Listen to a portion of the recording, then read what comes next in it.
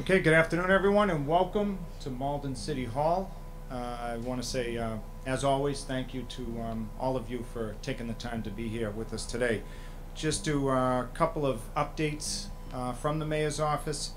First, I want to remind everyone that this Friday, April 27th at 10 a.m. we'll be having our monthly online forum, and this month I'm very happy to introduce that we'll have School Superintendent Dr. David DeRusi online with me answering questions from the community. Also, next Monday, April 30th, will be the monthly Public Safety Awareness Forum. That will be held at the Emerson School on Highland Avenue at 6 p.m. We'll have police, fire, and inspectors on hand to answer any questions from the residents about what's going on around the city.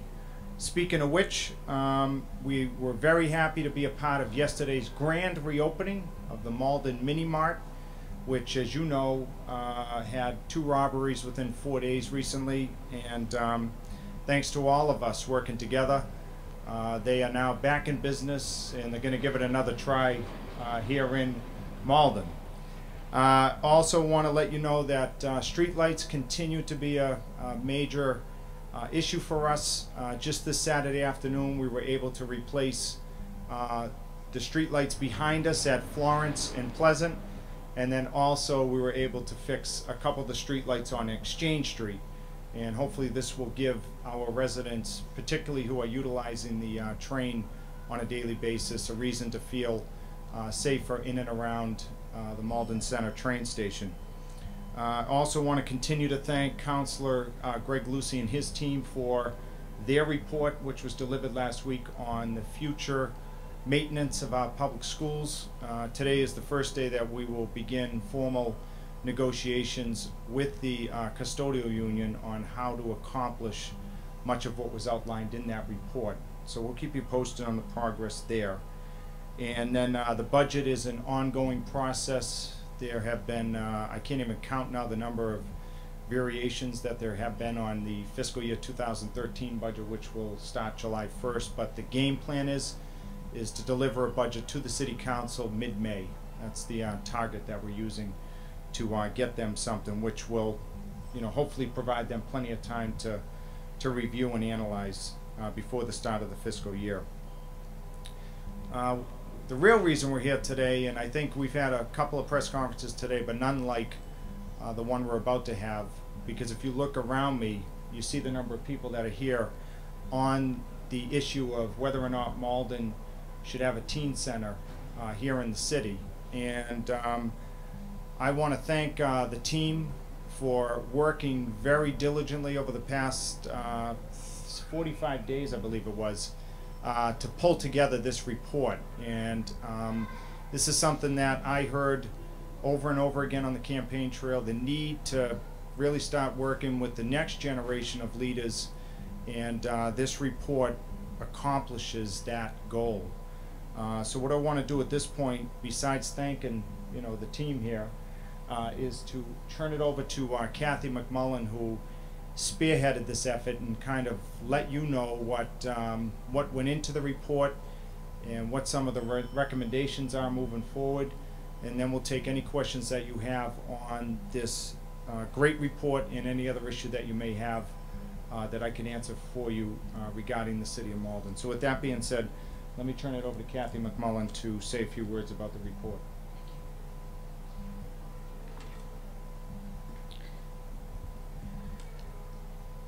Thank you. First, I want to thank the Mayor, the Teen Task Force members, and those individuals and businesses who have continued to help us complete this report and make Teen Night a resounding success. The task force determined via a number of avenues that Malden will benefit greatly in providing Malden's youth with a welcoming, structured, safe environment for them to spend time with their friends, receive homework assistance, and develop leadership skills. Also promote community service and more opportunities.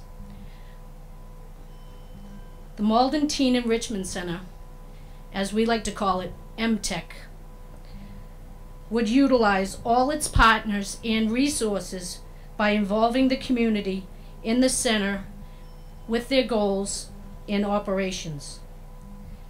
The task force visited 7 surrounding teen centers and investigated and identified the type of activities and programs as well as costs associated with opening and maintaining a teen center. The task force members, after looking at selected properties in the city, has identified a very suitable location for the Malden Teen Center. We've also submitted a proposed budget, salary expenses, and building occupancy requirements. However, the most important reason in opening a teen center is the youth themselves. Of all our surveys that we have done, and it's over 350, it has been a resounding yes. The youth want a place, a permanent location that will give them a sense of belonging and a place to call their own. Thank you. Okay, we'll not take any questions. While we're getting ready to take a question, I do want to thank Annie, Jay, and Sohili from Malden High School, right here off to my left. They played a key role in the report that you're about to see, so I want to thank them for their effort. Okay, questions of the press. Matt Byrne from the Boston Globe. What's your timeline to rent and hopefully open the center? In talking with Kathy, the goal would be September, when the students return to school. And obviously, in order to come up with such a timeline, it would also have to be part of our budget recommendation, which, standing before you today, I envision it will be. And then obviously we'll need the input of the City Council to weigh in on the potential of having a teen center here in Malden. Chris Teaser from Malden Patch. You said you identified a location already? Yeah, and I'll let Kathy speak to it, but the one thing I liked about this report, it wasn't your standard report where they just looked at one site and went with it. What you'll see in this report is a comprehensive review of 5 different sites, in Malden, and they went through the square feet, they went through the cost, they went through the amenities that would be offered, so they really did a lot of homework on what would make for a good teen center. So let me have Kathy weigh in a little bit further on the research end of it. Actually, we had a few people who went out there and looked at different properties, and in the report we came up with 1 Salem Street, and the location is just marvelous. And the other part of it is that the owner is looking forward to us negotiating with the mayor and hopefully bringing a teen center there. So the location is 1 Salem Street, and it's across from the high school, and it's centrally located. And and the whole task force really believes that it really would be quite the thing for it to work there. Let me just add to that. The other thing that I liked within the report is that it still utilizes all the great organizations we still have here in Malden. So this isn't going to be an independent teen center. It's going to be a center that continues to work with the YWCA, the YMCA, and the Partnership for Community Schools. So this will be a coordinated effort for our teens to be able to have a place to go, learn, and be productive, residents in Malden and beyond.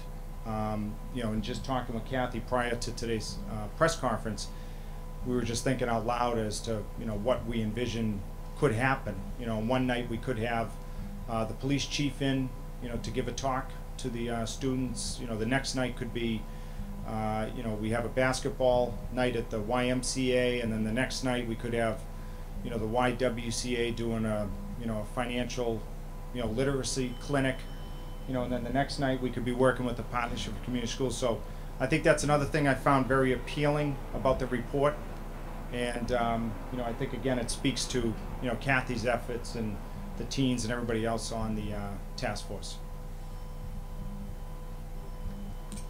Matt Byrne from the Boston Globe again. Do you expect to have to do any major renovations to the building? Is it ready to be occupied by a teen center? Is it suited to the uses that you plan for the space? I think it's very well suited.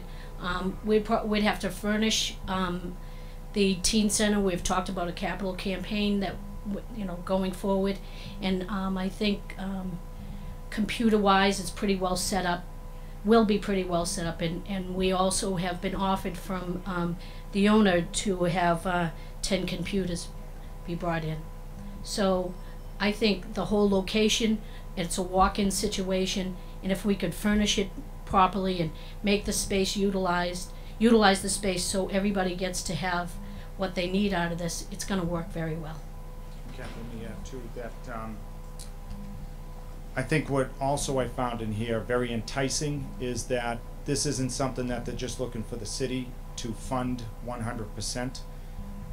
They're asking us to participate in the center, but at the same time they would also take ownership of the capital aspect of the center. So they would be looking to work with residents, businesses, to furnish the teen center, which to me is, you know, somewhat unusual in past practices where, you know, a group or an organization would just ask the city to step up and provide everything that would be needed to make this happen.